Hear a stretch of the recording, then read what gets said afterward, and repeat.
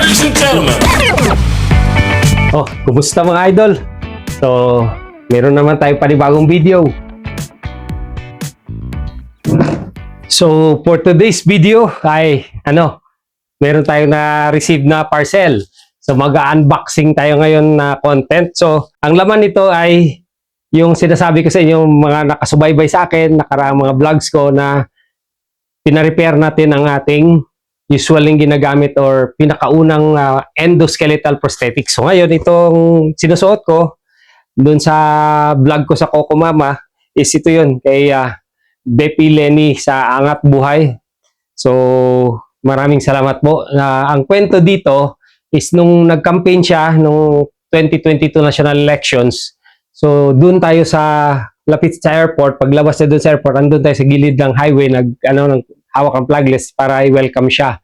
So, hindi pa rin ako napansin. Kasi mag-isa lang kasi to at iniisip rin natin, kailangan talaga natin ng spare. So, nung hindi ako napansin ng motorcade nila, tumuloy ako sa Capitol.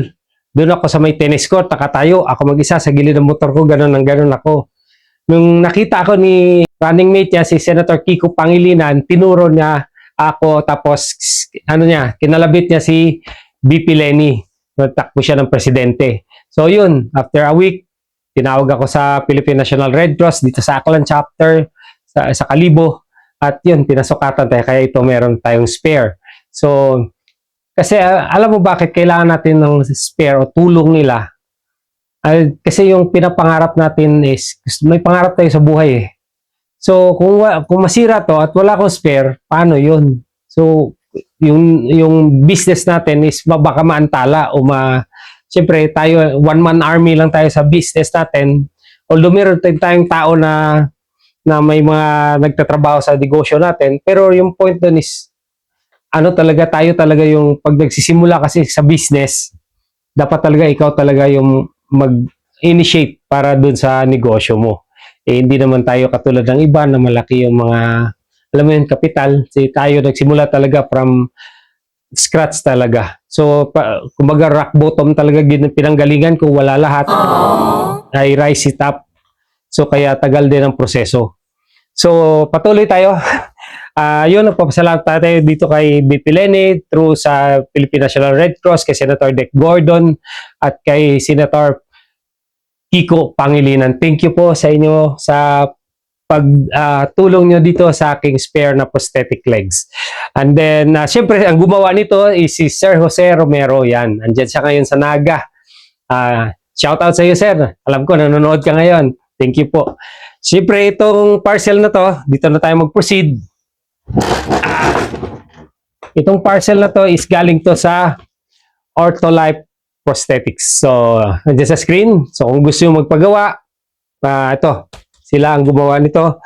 At then, siyempre sa PGH din, papasalamat din ako kay Doktora Josephine Penny Robredo Bondok dyan sa PGH at dyan sa rehab ward. Isang buwan tayo dyan na grabe talaga yung pag-training sa atin hanggang sa pagsuot ng sa orthotics division ng PGH, Prosthetic and Orthotics Division. Salamat po dyan sa Kuya Winnie. Wala na sila ngayon dyan. Mga dati noon, si Kuya Winnie, si Janjan, andyan si Kuya Romer. Yun, Kuya Romer, thank you po sa isa pa nating kaibigan dyan. Maraming salamat sa inyo. Patuloy na sumusuporta sa akin.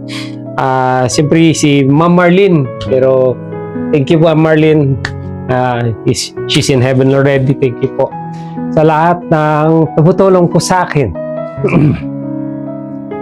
Yun lang mahirap dito, mga idol eh.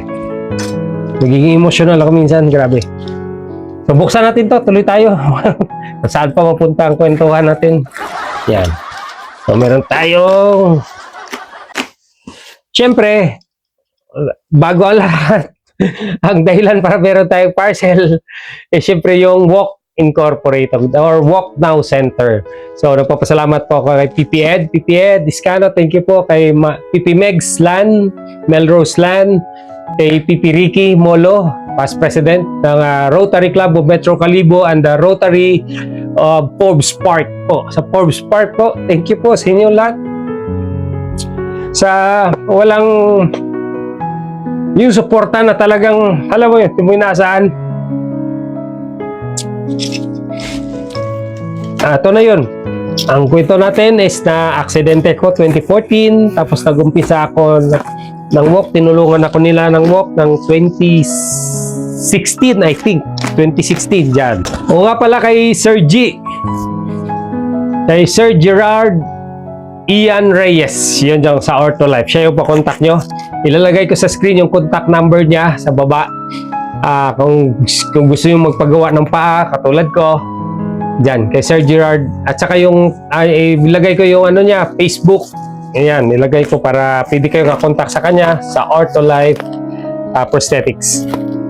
Talagang, kapal ng bubble wrap kasi napaka-importante.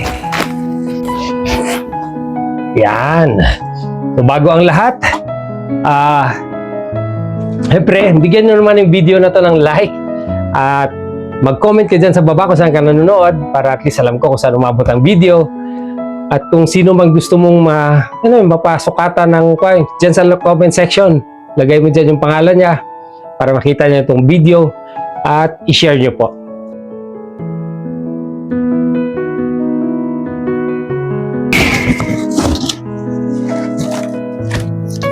Saan yung pipes? Ayun. So, ayan siya. Carbon fiber na nila, idol, oh. Tapos bago pa pala tong niya. Dito sa baba ng socket. So, ito yung dati kong socket pero kinarbon fiber nila. Yan, ganda. So, kailangan natin ng punas. So, i-symbol natin yan to. So, yan. Lagyan natin sa mesa. Teka, kunin natin to. Tanggalin natin sila sa karton. Siyempre, bago natin ikabit to, teka. Punasan muna natin. So, ayan. Tapos na natin punas. So, carbon lodi, So, carbon lodi na siya. Ayan. Maganda na siya tingnan. Siyempre, bago natin install na siya dito, ilagay. So, lagyan muna natin ng medyas at sapatos para tama yung pag-align. Kasi i-align natin itong mga loads. Ito yung mga crucial na part. Ang proseso dito talaga mga loads is yun. Ito ang pinaka-crucial sa lahat, yung alignment. So, meron tayong static alignment. Gagawin natin yan. Tapos sa static alignment, siyempre yung pag-align din sa kanya kung tama yung ng paa, direksyon, yun. So ngayon, i-install na natin siya. Kailangan natin dito. Ito ay Allen na wrench. Allen wrench. So, ano ba yung size? Tama ba ito? Tingnan natin. Tama. Tama siya mga idol. So, kailangan natin yan. So, ilalagay natin ngayon dito sa taas para ipasok. Yun. So, napaka-crucial nito mga lods. Dapat alam mo to. Napaka-technical ng trabahong to. Unti-unti natin pihit yan. So, talagang apat. May north, south, east, west.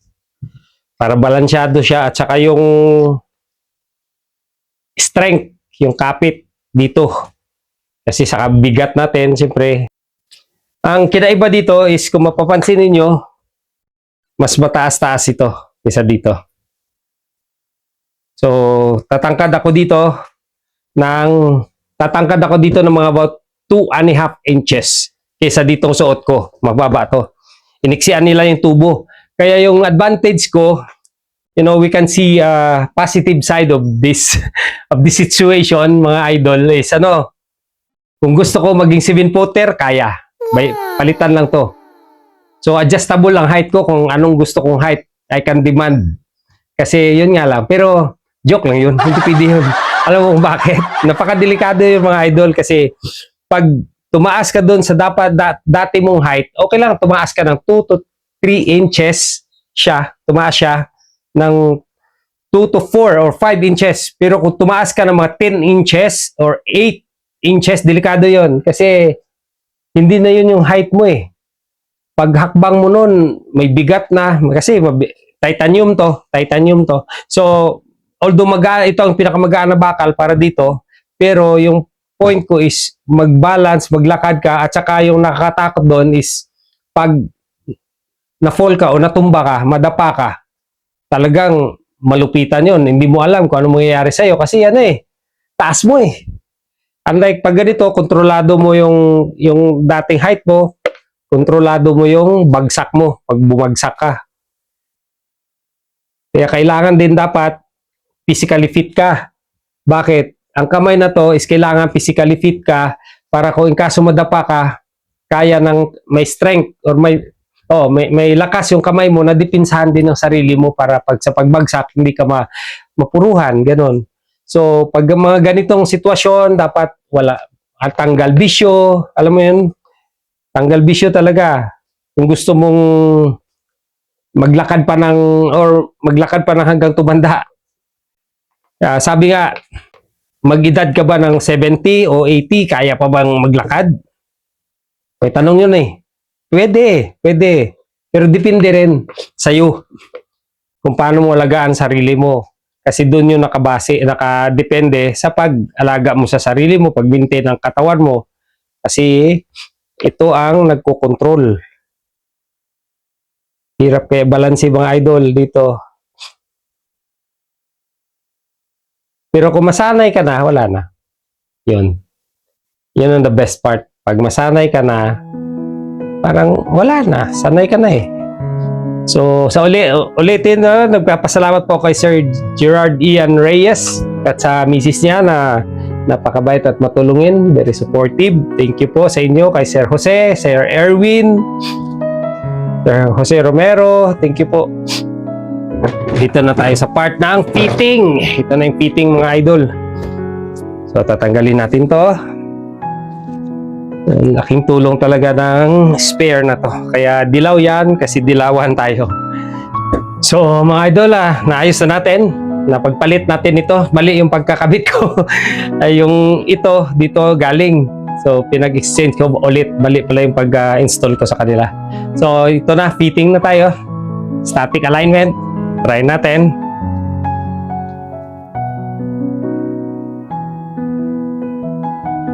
Lock natin yan para safe and secure tayo. Anong purpose ng strap na to? Magiging safe and secure at hindi siya mahuhulog o matatanggal. So, mag-a-adjust ulit tayo kasi ang baba niyan eh. So, ito na. This is the moment. Moment of truth. Yun.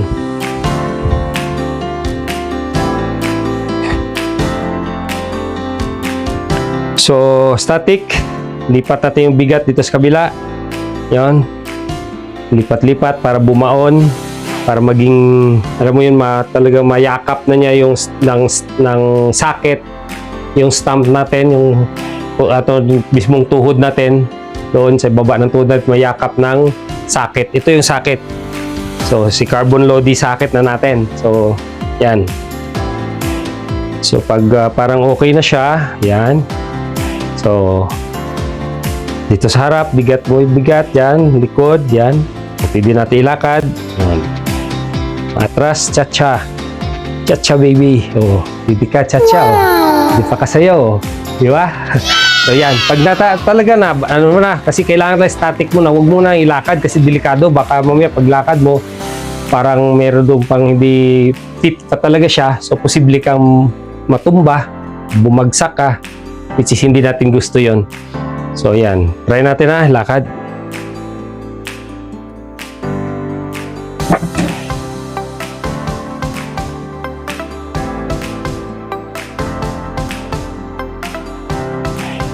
Ganda. So, fit na siya. So, yan. Ito yung inaakyat natin na paa sa bundok. Ito yun. So, upo tayo muna. So nagpapasalamat ako sa Walk Incorporated at which is a Walk Now Center. Registered to sa SEC, wala kang problema rito. At yun, kung gusto mo mag-extend ng tulong, kasi kailangan din natin ito mapunduhan, ang marami pa natin matulungan, o mabago natin ang buhay nila. This is the best project na suportahan dahil it gives life-changing project ito. Talagang binago talaga ako ng project na to. Dami talagang, alam mo yun, kung dati active ako, mas malupit pa ngayon, mas hyperactive ako, tinatawag nila.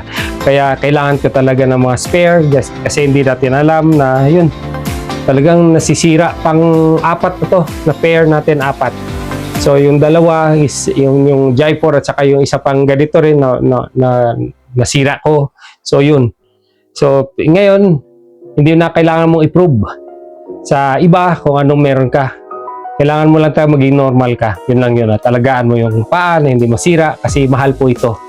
Ang isa po dito is 50,000. Ito. So, kailangan natin is talagang ingatan din natin yung prosthetic legs natin kasi mahal ang maintenance din. And yun nga, yan yung QR code. Ibigay ko sa inyo para maka-extend kayo. Excuse me. Para maka-extend kayo ng tulong dito sa Walk Now Center para marami pa tayong bagong buhay nila, mga people na kailangan ng second chance at makapaglakad ng normal na hindi maging pabigat sa community, sa pamilya at sa kaibigan. Magkano po? Pwede kayo dito, iscan nyo yung QR code na yan para i-process nyo at saka meron kayong receipt, ma-receive dyan sa pag-donate niyo. So, rekta na yan, papasok dun sa account ng Walk Now Center, ang donation ninyo. Which is yun yung pinakamaganda. So, dito, Rotary of Forbes Park. Maraming salamat po. The Movers, PPE Discano, at yung Present President, at saka yung sa Rotary of Metro Calibo, kay PP Megslan, PP Ricky Molo, thank you po. At sa Present President ngayon nila. Siyempre sa mga collaboration at kung ano pang tumutulong dito, magtulungan po tayo para mas marami pa tayong Pilipino na mabigyan ng second chance at mabago yung buhay nila, na magiging active, productive at magiging useful sa community natin. Bakit ako nag-short? Gandang tanong, bakit daw ako nag-short? Hindi ako nagpa-pants, hindi ba ako nahihiya? Tama, nakakahiya sa una. Pero anong iniisip ko? Kasi babubuli ka talaga. Talagang pagtitinginan ka nila kasi bago ka sa lugar. No, sa mga katulad ko, baguhan pa lang, napiting nga yung last batch na to, recently, na ilagay niyo kung nanonood ka ngayon, comment ka dyan sa comment section ng latest ka na recipient ng Walk Now Center. Kaya nagsushort ako kasi pag maglalakad sa mall, sa palengke, siyempre may negosyo tayo, sa punta-punta tayo sa palengke, pag hindi nila nakita mga lods, na the way ako maglakad is parang normal. Pag mabanggaan ako, wala, bagsak ako. So, kailangan natin din ganito. Nakita ko lang yun sa sarili ko. Kailangan ko mag-short para, yun nga, use your weakness as your strength. Kasi, magiging protective gear siya para siya yung protection mo para hindi ka maano o ma-aksidente or what. For example, I was in Iloilo.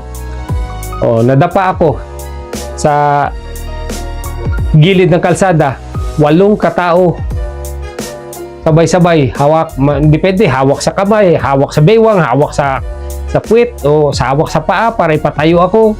So itong isa kong lesson na natutunan dito sa sitwasyon ko is share ko lang yung kahit gaano kasama yung tao, may kaunti pa yung kabutihan sa puso. So, huwag kang matakot lumabas sa bahay mo kung yun ay ikaliligaya mo. So, gawin mo kung ano magpapasaya sa'yo. Hindi ito hadlang para hindi ka maging masaya. Tandaan mo yan.